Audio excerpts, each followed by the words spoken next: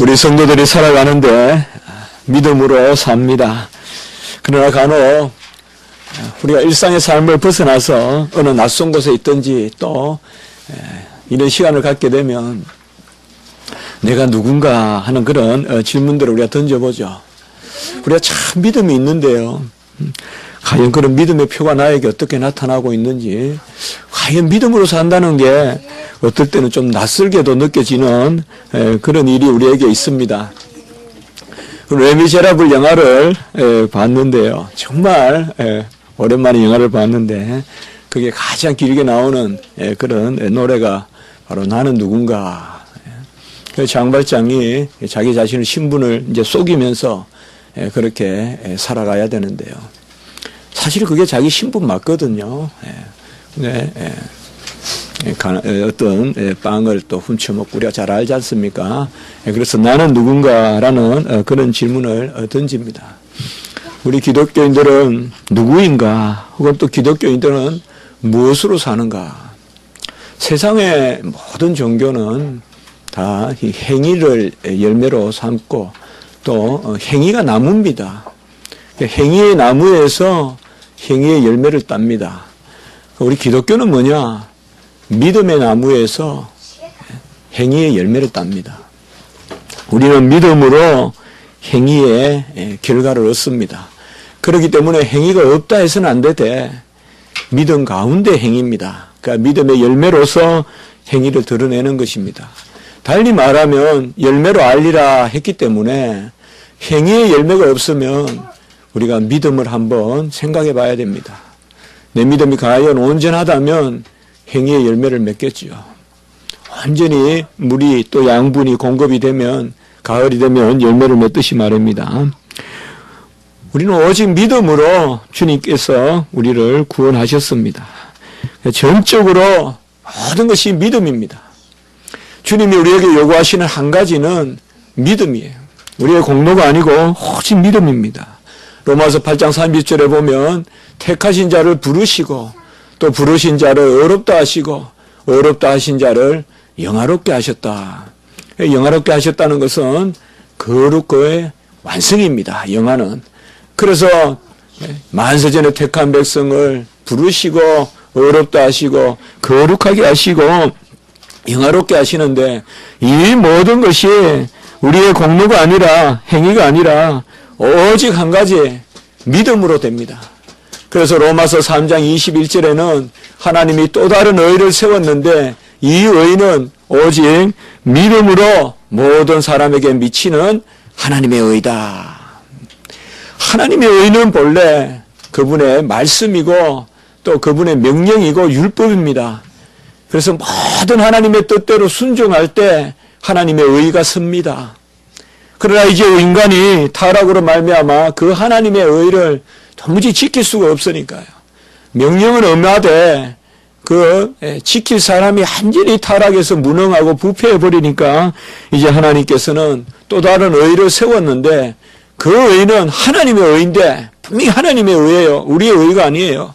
또 다른 하나님의 의를 주셨는데 그것은 오직 믿음으로 모든 사람에게 미치는 의다라고 이렇게 말씀했습니다. 주님께서도 이 땅에 오셔서 믿음을 찾으셨어요. 믿음 있는 자를 보겠냐. 믿음을 찾으셨어요. 믿음으로 구원을 얻었다고도 하고 믿음으로 내 병이 낫게 되었다라고도 하고 믿음으로 딸이 살아있기도 하고 믿음으로 하인이 낫기도 하는 그런 역사가 있습니다. 우리는 오직 믿음으로 구원을 얻습니다. 그래서 믿음을 갖기에 힘써야 됩니다. 무조건적 믿음이고 믿음을 선물로 주셨고 믿음으로 살면 됩니다. 그러면 이러한 믿음만 있으면 우리가 이제 행위는 없어도 되느냐? 이것이 바로 오늘 말씀을 우리가 통하여서 한번 살펴봐야 될 그런 내용입니다. 오늘 말씀을 보면 전반부에 1절, 2절에서는 보면 모든 죄를 화목제물 되시고 대언자 되시는 우리 주님께서 다 용서하신다. 그렇게 하면서 그리고 3절에 보면 그 이후에 보면요. 계명을 지키라 이렇게 말합니다. 그럼 모든 것을 다 용서하신다 그러면 어떻게 보면 거기에서 그쳐야 되지 않겠어요? 그게 끝이지 않겠어요? 그런데 3절, 4절, 5절, 6절 이렇게 이어지는 것은 바로 계명을 지키고 그의 안에서 행하라라고 이렇게 말씀하고 있습니다. 모든 것을 용서하시고 화목제물이 되어서 다 이루셨다면 우리가 그 속에서 그 은혜로 그냥 누리면 될 터인데 왜 우리에게 계명을 요구하시고 말씀을 요구하시는 것입니까?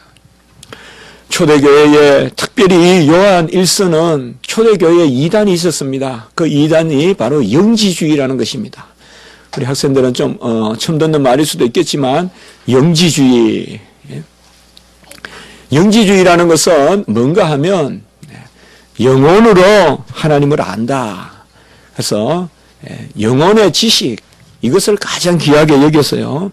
내가 스스로 내 마음속에 내 영혼의 작용으로 하나님을 알 수 있고 그 하나님을 아는 지식으로 해탈하면 깨달으면 그것이 구원이다라고 이렇게 생각하는 그런 철학입니다. 그래서 이 영지주의의 특징은 뭔가 하면 영혼은 고급스럽고 육체는 저급하기 때문에 영혼의 고급스러움을 추구하고 육체의 저급함은 어찌할 수 없으니까 내버려 두면 되는 것입니다. 그래서 영혼으로는 아주 고상한 삶을 추구합니다. 아주 귀한 철학을 논하고 그래서 가장 자주 이야기하는 것이 천사같이 살자, 천사같이 살자. 그래서 천사를 많이 이야기합니다. 그러나 육체는 마음대로 그냥 내버려 두는 것입니다. 죄를 지어도 좋고 음란해도 좋고 방탕해도 좋고 술에 취해도 좋고 그런 것이 바로 영지주의입니다. 그래서 영지주의가 이제 교회에 들어옵니다. 우리가 갈라디아서에 보면 정반대가 있죠. 갈라디아서는 또 뭡니까? 오직 믿음으로 되는 것이 아니고 이제는 율법을 행해야 된다고 하죠. 그래서 초대교회에 보면 두 가지 잘못된 경향이 나타나는데 하나는 바로 갈라디아 교회와 같은 율법주의고 하나는 초대교회 특별히 우리 사도 요한이 목양했던 정확하게 역사적으로 우리가 알기는 어렵지만 에베소 교회라든지 또 특별히 이방인을 향한 그런 복음입니다. 그래서 이방인들 가운데 특별히 강했던 것은 뭐예요? 이제 율법 폐지론입니다. 이 두 가지가 교회 안에 들어와요.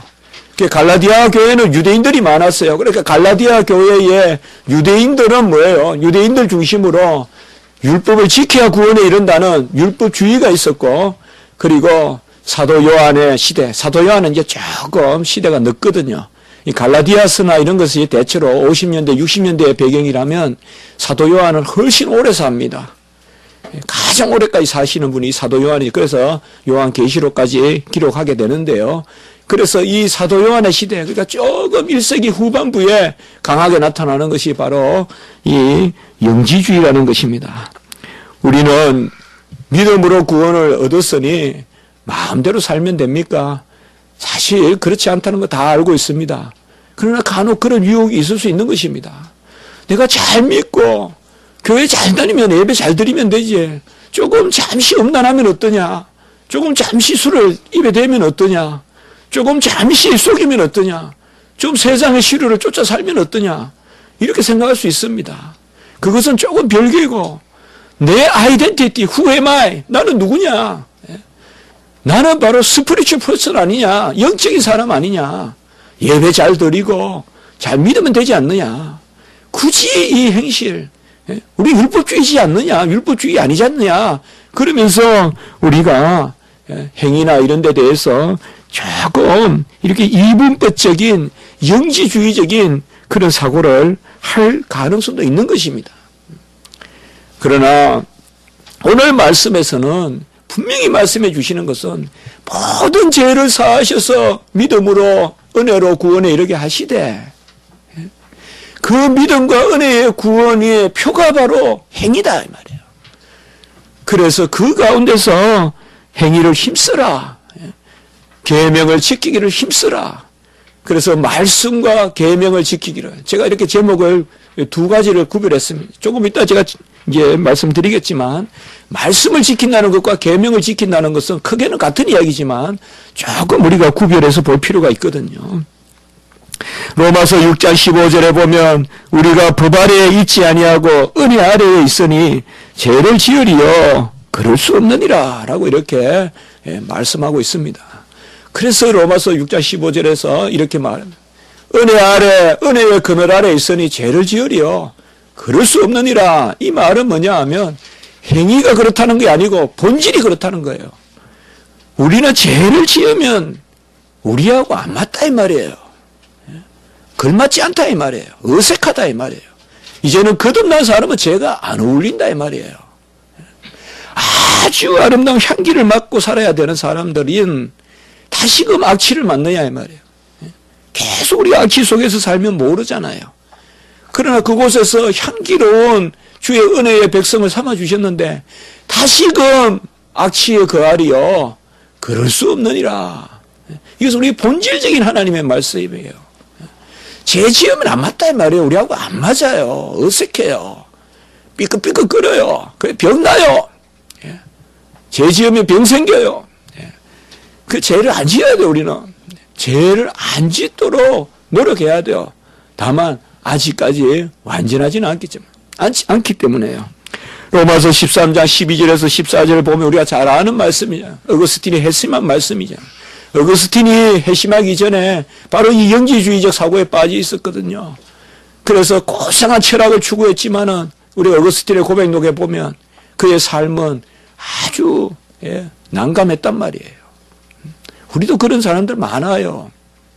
아주 철학적으로 명민하고 세상에서 윤리적으로 뛰어난데 주체를 못해요. 그래서 죄 가운데 사는 사람도 많이 있어요. 그런 사람들. 어거스틴이 그렇게 살았어요. 아주 보면 교양인이에요. 지식인이에요. 글을 잘 썼어요.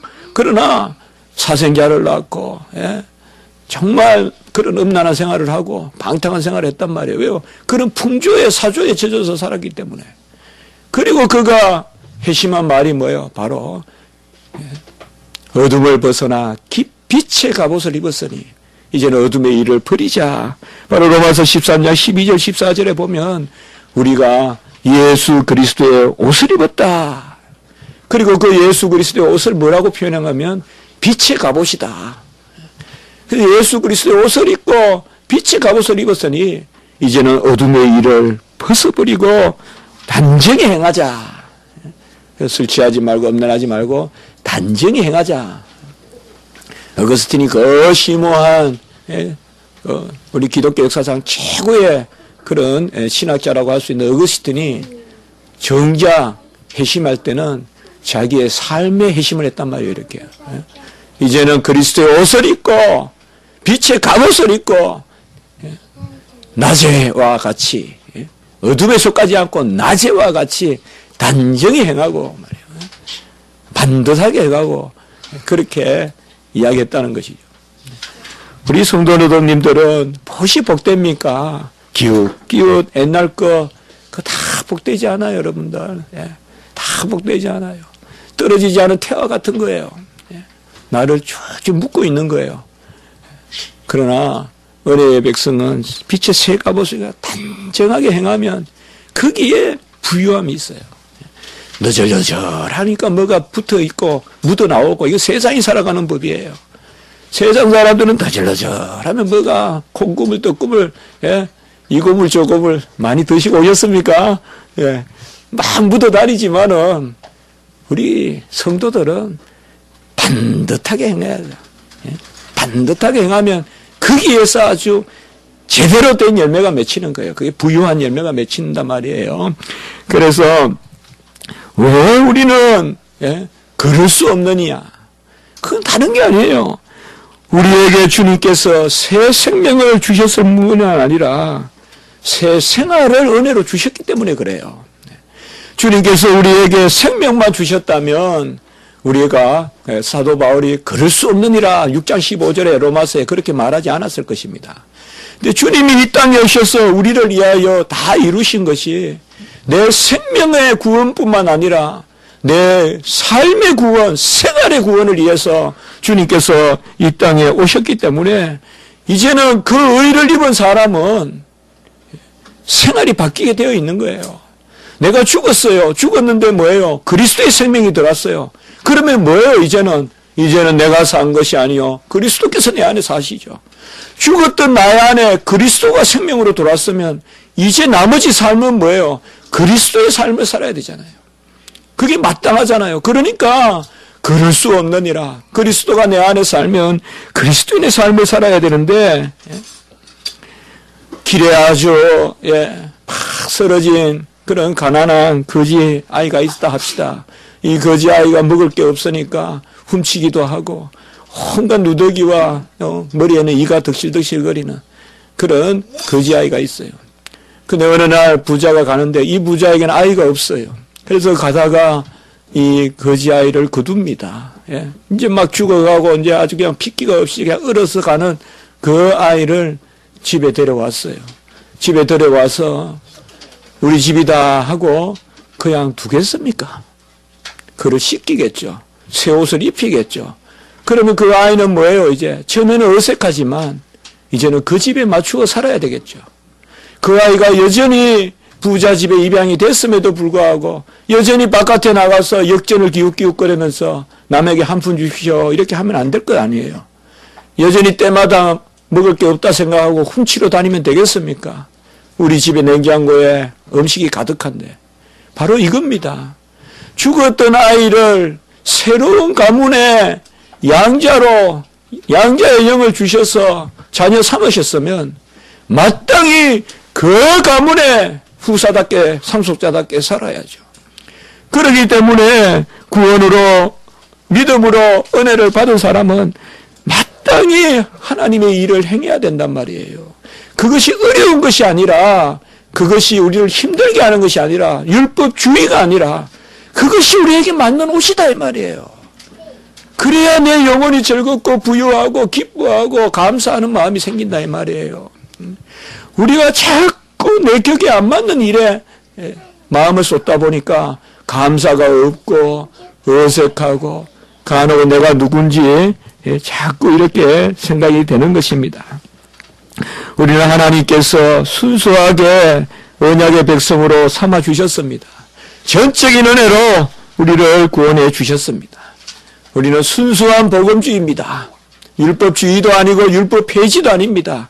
하나님의 말씀을 은혜로 지키자는 순수한 복음주의, 개혁주의입니다.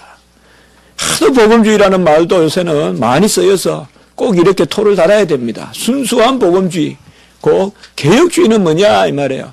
바로 은혜로 구원받은 백성, 전적인 은혜, 하나님의 주권으로 구원받은 백성은 마땅히 그 열매를 맺는데 이것도 하나님의 불가항력적인 은혜입니다.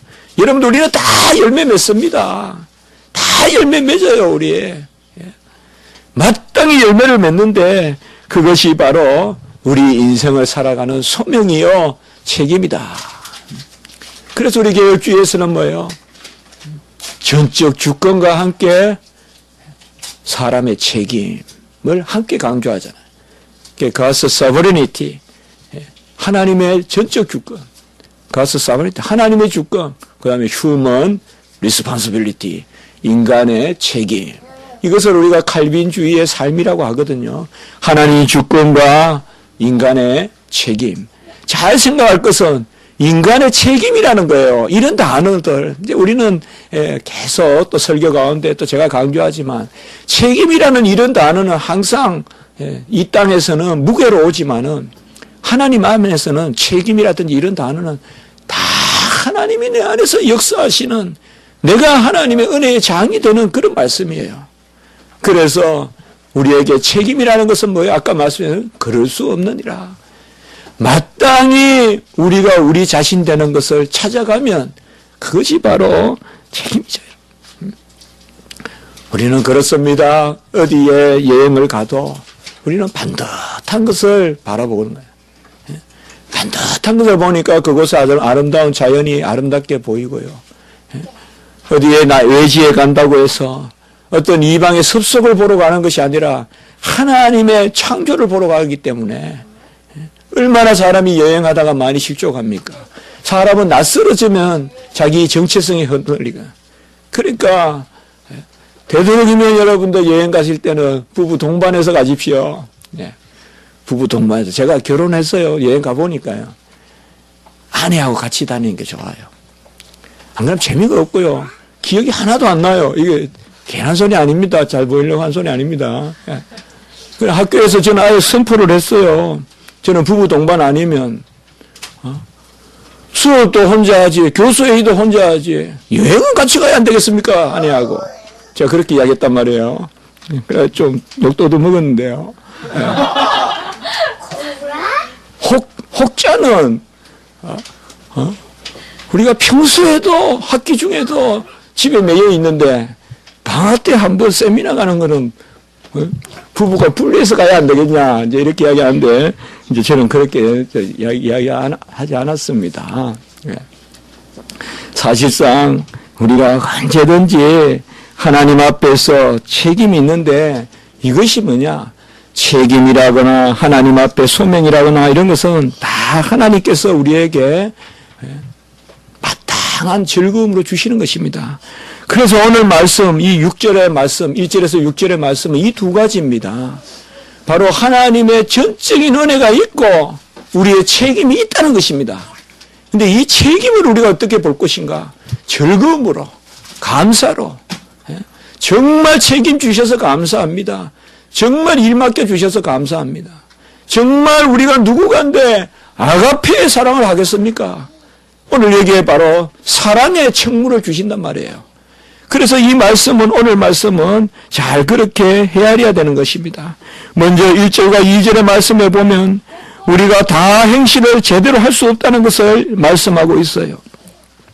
나의 자녀들아 이렇게 이야기하죠. 이런 표현들은 사도 요한이 즐겨 쓰는 표현입니다. 사도 요한은 참 이렇게 간지러운 그런 용어를 많이 써요. 그래서 우리가 사랑의 사도라고도 하는데 자녀들아 라고도 부르고 만진바된지라 주목함바된지라 이거 다 아이들이 쓰는 용어거든요. 그런 용어들을 많이 쓰는데요. 우리 자녀들아, 나의 자녀들아. 사도 요한이 물론 우리 하나님의 음성으로 듣지만은 나의 자녀들아 범죄치 않게 하는데 뭔가 하면 우리가 죄를 범하면 대언자가 우리에게 있다라고 2장 1절에 우리 말씀하고 있습니다. 대언자란 말은 뭡니까? 바로 우리를 대신해서 말씀하시는 분 그렇게 생각할 수 있는데요. 여러분 사실 여기에 원어는 뭔가 하면 보혜사입니다. 보혜사예요. 우리가 성경에 보면 밑에 각주 5번을 보혜사로 이렇게 달았죠. 누가 죄를 범하면 아버지 앞에서 우리에게 대언자가 있으니 여기는 바로 보혜사가 있으니라는 말입니다. 여기에서 아주 중요한 말씀을 하죠. 보혜사가 있으니 파라크레토스 보혜사가 있으니 그 보혜사가 누구냐? 의로우신 예수 그리스도시다. 우리가 저번에 수련회 가서 말씀을 나누었죠. 본래 보혜사는 예수님이시다. 그러면 우리가 왜 성령을 오순절 성령의 역사 그 성령을 지금은 보혜사라 부르느냐? 그 보혜사는 요한복음 14장 6절에 보면 또 다른 보혜사인데 이 보혜사는 그 영을 받으면 예수 그리스도가 우리 안에 오시기 때문에 그래서 예수님의 영 보혜사다. 그래서 성령을 보혜사라 부른다라고 우리가 그렇게 함께 나눈 적이 있습니다. 대언자는 바로 우리를 위하여 위로하고 우리를 위하여 대신 기도해 주시고 그리고 화목해 하시는 그런 분이십니다. 2절에 보시면 주는 우리를 위한 화목제물이니라고 이렇게 말씀하고 있습니다. 화목제물이 뭡니까? 더불어 사는 것입니다. 자녀 삼아 주셨다는 것 그것은 생명이고 화목이라는 것은 그 생명에 걸맞게 더불어 사는 것입니다. 그렇기 때문에 예수 그리스도는 우리의 대언자 보혜사신데 주님께서 우리의 보혜사이기 때문에 우리는 하나님과 더불어 삽니다. 더불어 사는 데는 뭐예요? 생명이 있어야 되고 그 다음에 뭐예요? 생활이 있어야 되는 것이죠.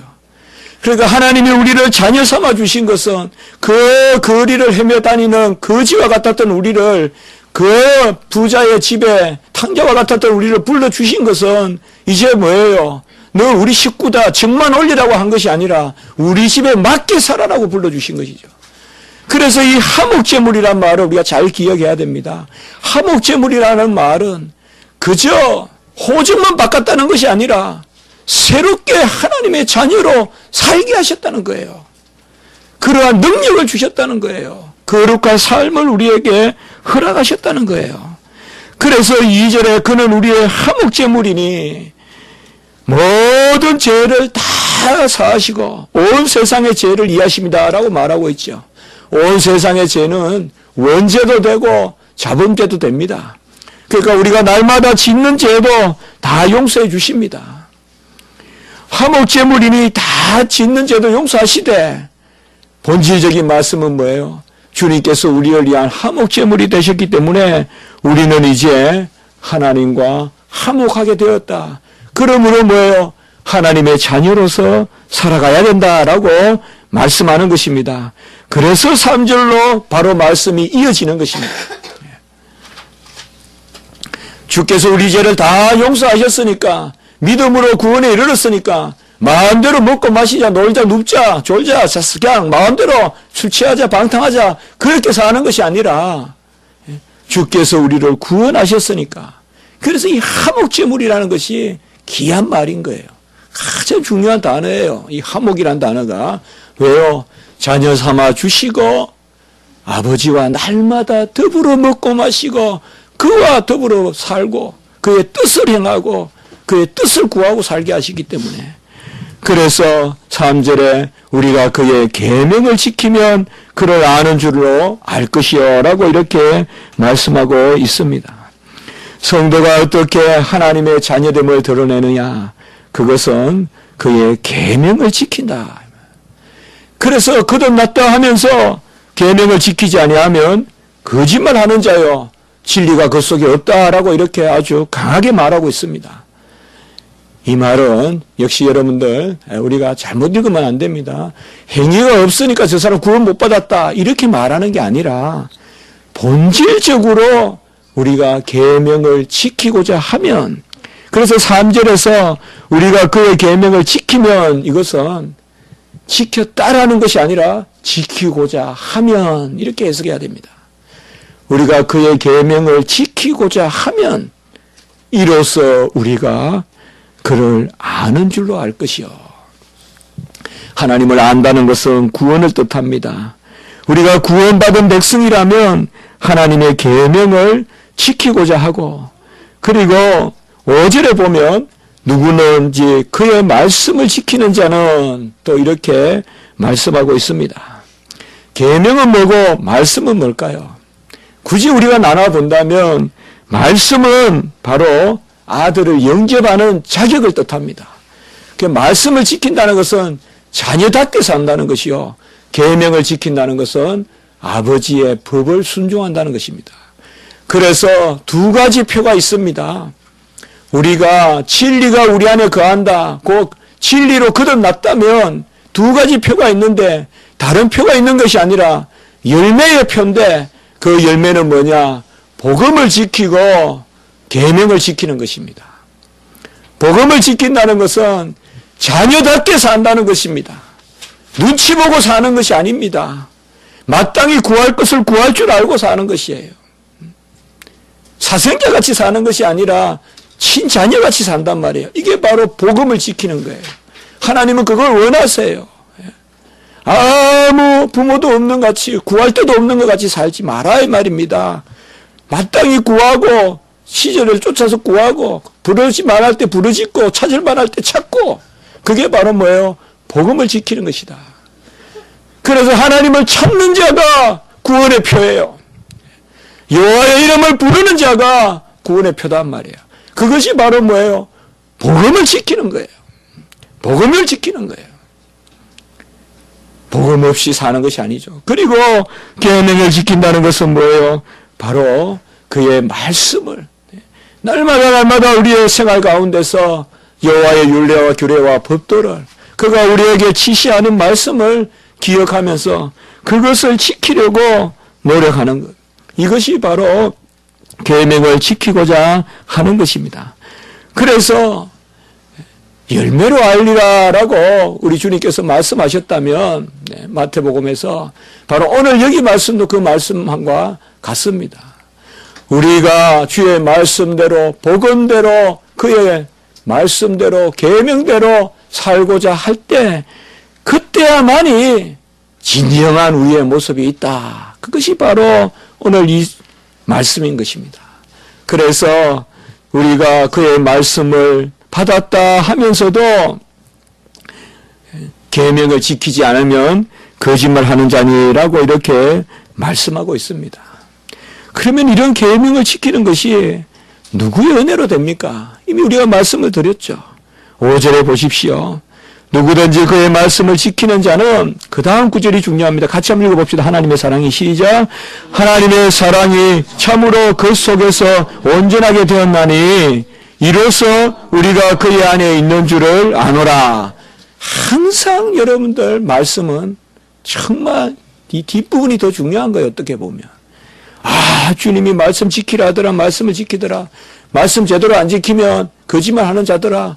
이것을 율법주의로 받아들이면 강박관념이 생기고, 내가 말씀대로 못 사는데 어찌할꼬 그리고 막 그렇게 된단 말이에요. 여기 보세요. 말씀을 지키는 자는 하나님의 사랑이 온전하게 되었다. 이 말을 거꾸로 쓰면 뭐예요? 하나님의 사랑이 온전히 역사함으로 우리가 말씀을 지키게 된다라는 뜻입니다. 여기에 미묘한 관계가 있는 것입니다.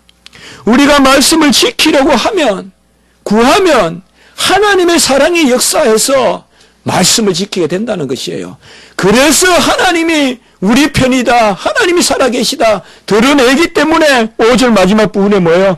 이로써 우리가 그의 안에 있는 줄을 확신하노라, 아노라라고 이렇게 말하는 것입니다. 그러니까 말씀대로 살고자 할 때, 제가 연초에 여러분 저는 목양하는 그런 또 여러분이 맡기준 그런 주의 종으로서 두 가지를 부탁했지 않습니까? 하루라도 은밀히 기도하지 않고 지나가지 말자. 둘째는 주일 설교를 주중에 되뇌이자. 그것을 제가 원래 두 가지 꼭 기도하는 마음으로 여러분에게 당부했잖아요. 이번 주의 말씀을 계속 되뇌이자. 정말 주의 말씀을 계속 다시 상고하지 않고는 절대 말씀을 즐거워할 수 없습니다.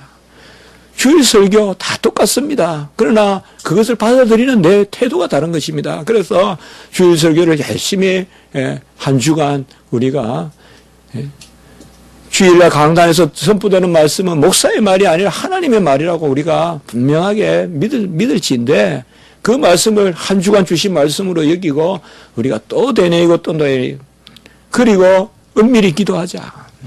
제가 이 두 가지만 이야기했지만 세 번째는 말하고 싶어도 안 했습니다. 우리 에너기도 있고 이래서. 세 번째는 뭐냐 이 말이에요.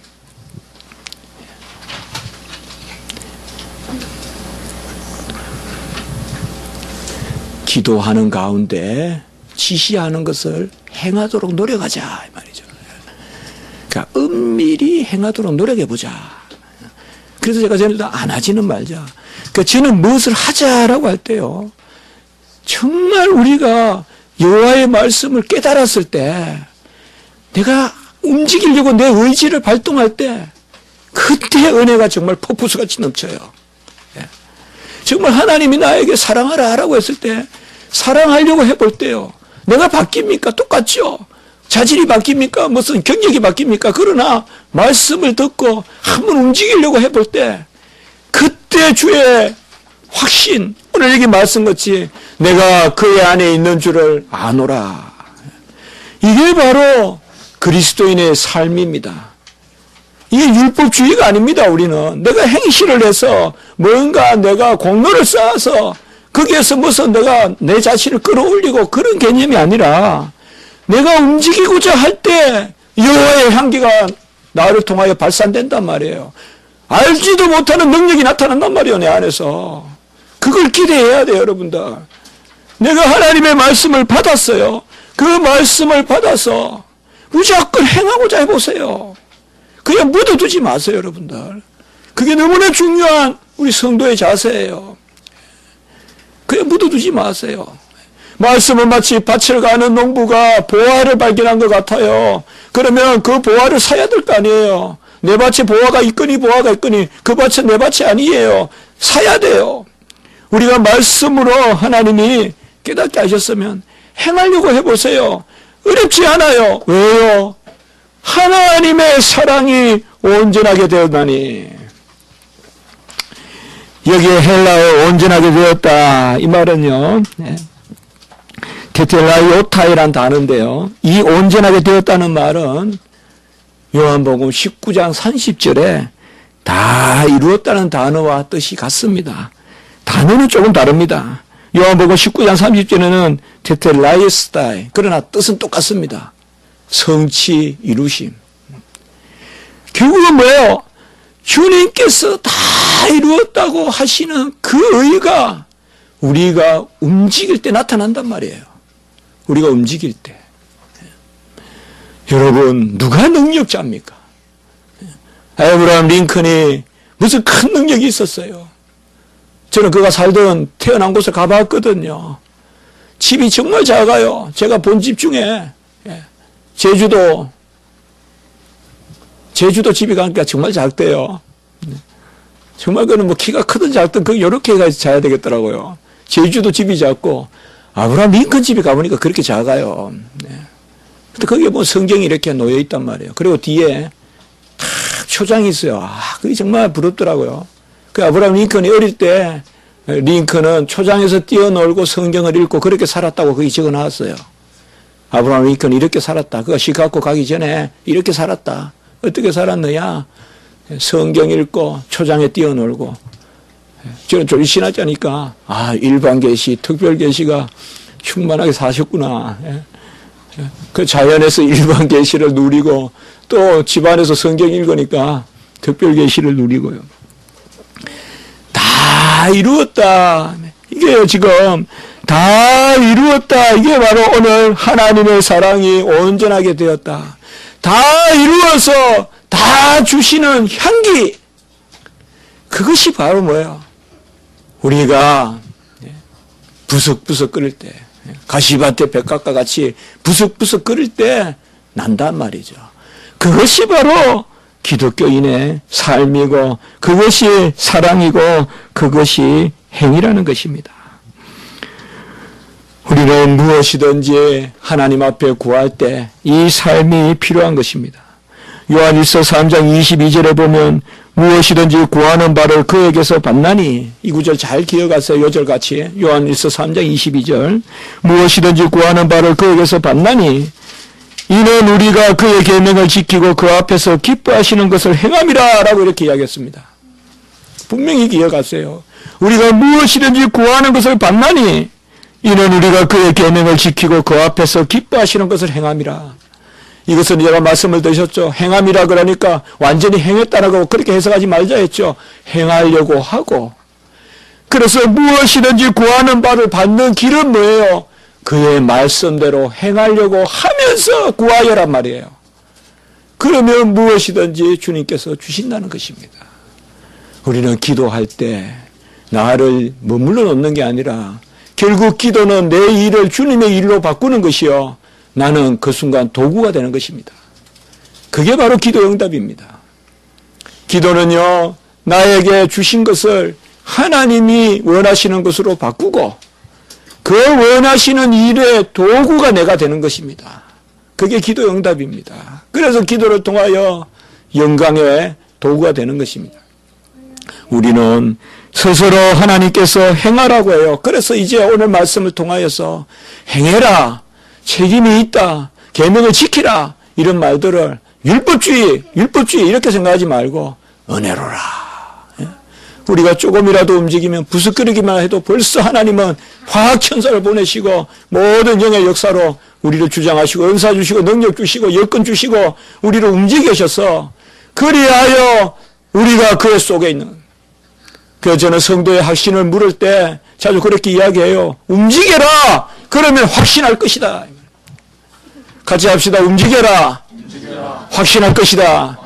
예. 앉아서 관념으로 머리로만 내가 믿니만이 이렇게 자꾸 생각하지 말고 너무 정적으로만 신앙생활하지 말고 헌신하라.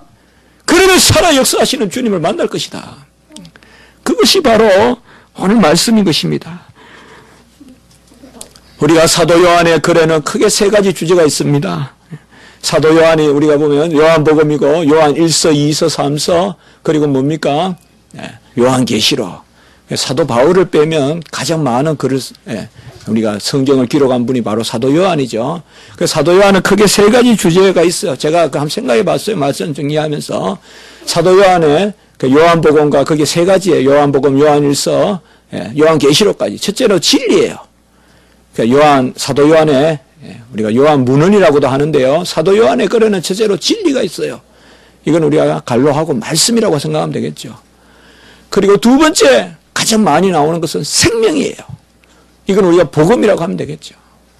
그리고 세 번째 많이 나오는 말씀은 바로 뭐예요? 사랑이에요.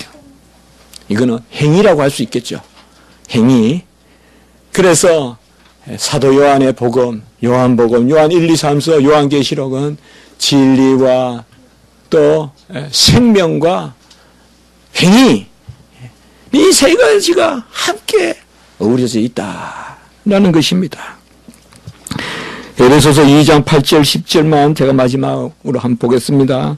에베소서 2장 8절에서 9절에 보면 우리가 은혜에 의하여 믿음으로 구원을 받았으니 9절에 보면 행위를 자랑하지 마라.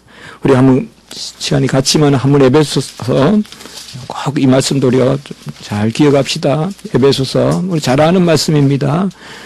8절과 9절에 보면 너희는 그 은혜에 의하여 믿음으로 말미암아 구원을 받았으니 너희에게서 난 것이 아니요 하나님의 선물이다. 너무 중요한 요절이죠. 2장 8절 믿음은 선물이다. 9절 그러므로 행위에서 난 것이 아니니 누구든지 자랑하지 못하게 함이라. 분명히 뭐예요? 믿음으로 산다 이거죠. 선물로 산다 이거죠. 그러면서 10절에 뭐라고 나오네. 항상 10절도 보자면 10절에 우리는 그가 만드신 바라. 같이 합시다. 그리스도 안에서 선하리를 위하여 지으심을 받은 자니. 이겁니다. 바로 행위, 선함, 선행. 전적인 은혜로 믿음으로 은혜로 우리를 구원했지만 그 구원의 뜻이 뭐냐? 우리는 그의 만드신 바라 그리스도 예수 안에서 선한 일을 위하여 뭐예요? 예비됐다 이 말이에요. 지으심을 받았다. 만세전에 우리는 새 생명을 받고 선한 일을 위하여 작전된 사람들입니다. 다 여러분들 선한 도구들입니다. 다 하나님의 은혜로 큰일 하실 분들입니다. 주님의 사랑을 전할 분들입니다. 나 자신을 그렇게 보십시오. Who am I? 나는 누구냐 이 말이에요. 여러분은 하나님의 믿음의 백성, 은혜의 백성, 그리고 여러분들은 향기요, 소금이요, 세상에서 많은 일로 여러분을 드러내실 수 있는 하나님의 자녀입니다. 그것을 여러분 절대 죽이지 마세요. 그것을 기도하는 가운데 개발하세요. 우리 인생의 의미를 거기서 찾아야 안 되겠습니까? 다 우리 십자가지기 우리 가족들은 정말 어느 모양 어느 자리로 우리 자녀들은 어떻게 커가든지 이러한 하나님의 향기를 내는 은혜 가운데 향기를 내는 그런 역사가 있기를 하나님 앞에 기도해 보는 것입니다. 한번 기도드리겠습니다. 거룩하고 자비로우신 하나님 아버지, 다 은혜요 믿음이요 우리는 아무 공로가 없고 그 가운데서 우리에게 하나님이 일을 맡겨주셔서 그 일도 하나님 안에서 주님 다 이루신 그 사랑을 아버지여 또 이루시려고 하신다는 것을 깨닫게 하시니 감사합니다. 우리가 행하는 것도 은혜라는 것을 기억하게 되었고 또 그렇게 행함을 요구하심으로 말미암아 상급을 주시니 또한 감사합니다. 그러니 산 것도 은혜인 줄 믿고 감사를 드립니다. 우리는 어렵고 힘듭니다. 내 혼자도 감수하기 어렵고 내 혼자도 서기가 어렵습니다. 그러나 하나님 나를 세우는 길은 남을 사랑하는 길이요 나를 세우는 길이, 내 믿음을 세우는 길이 내가 하나님의 뜻을 행하는 것이라는 것을 깨닫게 하시고, 쉼없이 기도하는 가운데 움직이게 도와주시고, 하나님의 아버지여 사자여 편지여 향기여 소금으로 이 땅의 삶을 살아갈 수 있도록 주여 도우시고 인도하여 주시옵소서. 감사하옵고 구주 예수 그리스도 이름으로 기도드리옵나이다. 아멘.